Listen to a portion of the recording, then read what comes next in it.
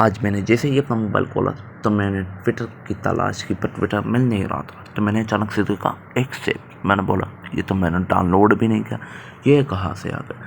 फिर मैंने इसको ओपन कर दिया। जब ओपन कर दिया तो ये तो बिल्कुल ट्विटर की तरह लग रहा था और ऊपर एक्स भी लिखा हुआ था।